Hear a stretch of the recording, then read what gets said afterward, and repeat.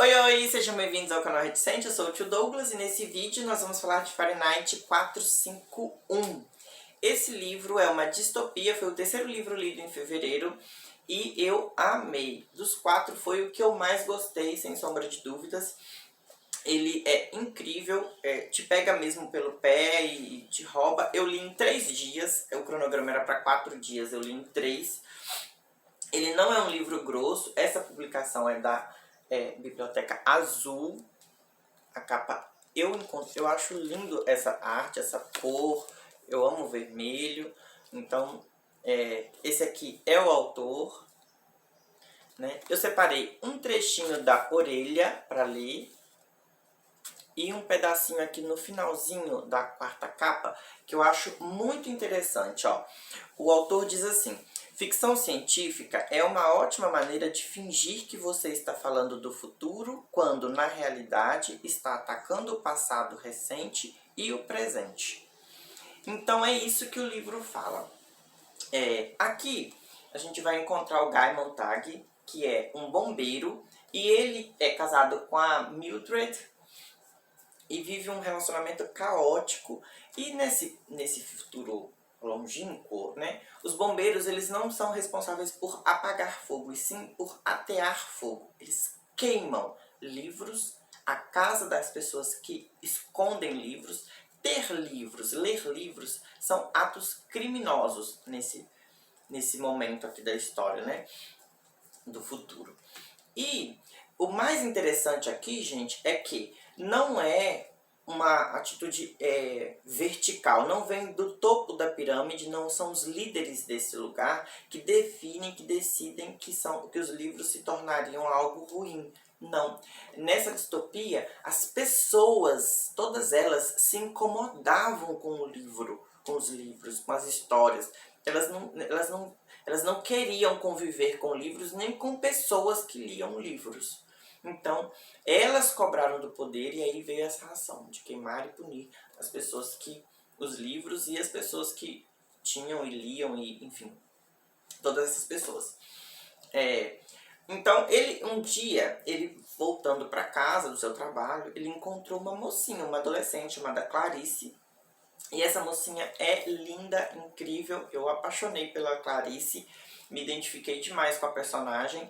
E a Clarice, ela se relacionava com a família dela de uma forma diferente das outras pessoas, porque aqui as pessoas eram extremamente frias, elas não tinham vínculo, elas não dialogavam, era tudo muito frio. A relação que as pessoas estabeleciam aqui na história era com grandes televisões. E elas interagiam com essas televisões, era como se fosse tudo um grande teatro. Então, eu assistia a televisão e tinha outras televisões também nas outras paredes, e aí eu interagia, tinha a minha fala, eu recebia um roteiro, eu falava, a pessoa falava lá na televisão, depois na outra, e era um vínculo quase que familiar que se estabelecia ali com essas televisões. E essas televisões, elas manipulavam as pessoas, ok? A Mildred traz muito bem, a esposa do Guy, ela traz muito bem essa história pra gente aqui no livro. Ela é uma das pessoas que mais, na história, que interagia com isso. E era apaixonada com televisões e queria mais uma quarta televisão, enfim, todas essas coisas. A Clarice não. A Clarice, na casa dela, ela tinha uma relação muito bacana com o avô, com os pais, eles dialogavam, eles riam, e ela tinha um brilho no olhar, ela era feliz, ela falava sobre passarinhos, sobre o céu, sobre as estrelas, ela era poética. Então, assim, eu me identifiquei demais com a Clarice, achei incrível a personagem, muito linda. Depois que ele encontra com a Clarice, pouco tempo depois, e acontece uma situação de uma denúncia, e aí ele vai ter que ir para poder pôr fogo nos livros dessa senhora, né? E na casa dela, que era a ação dos bombeiros, né? E aí, ao chegar lá, eles fizeram aquela pilha de livros e ele ia pôr fogo nos livros e na casa, mas a mulher, ela se recusou a sair de perto dos livros. Ela seria presa, porque o ato de esconder e de ler livros é um ato criminoso, ela seria presa, mas ela não quis ser presa, ela quis ficar lá. Então, se eles fossem colocar fogo nos livros, ia colocar fogo nela, e foi isso que aconteceu. Eles colocaram fogo nos livros, nela e na casa. Então, tudo foi colocado fogo, e a mulher morreu queimada junto dos livros dela. Isso me deixou profundamente impactado, e ao Guy também, que é o protagonista. Ele tentou de todas as formas tirar ela de lá, mas não teve jeito. Ela ficou irredutível e aí eles acabaram, a coisa acabou chegando nesse nível, né? Depois disso, ele começou a questionar a sua ação. E também questionar qual era a função dos bombeiros, né? Por que os bombeiros... E ele vai conversar com o capitão Beach, que é o capitão dele, né? O chefe dos corpos de bombeiro ali, sobre isso. E o cara é super esclarecido. Ele leu livros, ele tem livros, ele sabe de tudo, mas ele é uma das pessoas que escolheu também, tipo, ah, não, livro não é legal, não quero, pra quê? Porque eu vou perder tempo com livro, vou ficar pensando sobre as coisas, não preciso pensar, não quero pensar. Ninguém precisa pensar e nem precisa querer pensar.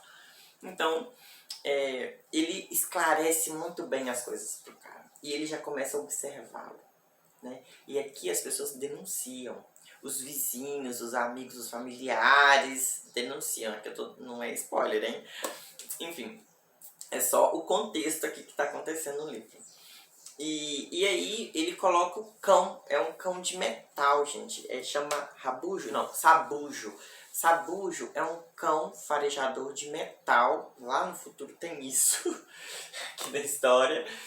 E esse cão de metal, ele é terrível. Ele começa a farejar tudo e ele começa a investigar e ir atrás do Guy e descobrir algumas coisas. Após a situação de pôr o fogo na senhora e tudo, ele lembra de um encontro que ele teve com o Faber, que é um professor, né? Esse professor é muito velhinho e ele teve uma relação bonita com esse professor, um encontro muito bonito numa praça. Aí ele vai em busca desse professor. Esse professor percebeu nele alguma coisa diferente um ano antes de, nossa, esse rapaz é diferente, e deu o telefone dele, né? E o endereço. Aí ele vai atrás desse Faber, que é o professor.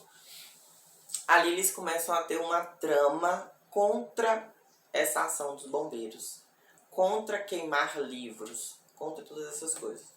E o Guy começa a colecionar alguns livros, começa a esconder alguns livros em casa, começa... Aí a história vai se desenvolver para isso, aí você já deve imaginar mais ou menos o que vai acontecer.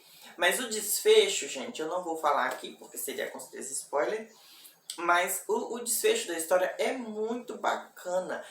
Das 4 distopias, essa finaliza de uma forma boa.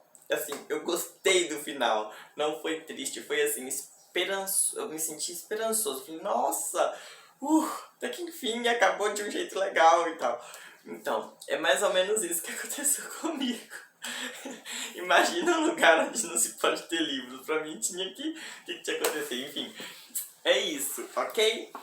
Eu vou ler aqui então um trechinho da orelha que eu achei incrível. Eu não leio a orelha, já disse aqui em alguns vídeos, eu não leio antes, então eu li o livro todo depois que eu fui ler a introdução e fui ler a orelha, né? Mas a censura de que se trata esse livro, né, porque isso é um ato de censura, a censura tratada aqui, inclusive o autor, o Ray Bradbury, sofreu com o livro. Ele foi publicado para que outras pessoas lessem em escola, inclusive meninos e tal. Então muitas palavras foram retiradas. Depois ele lançou uma segunda publicação falando sobre essa censura que ele sofreu com o livro dele e corrigindo tudo isso, é claro, né?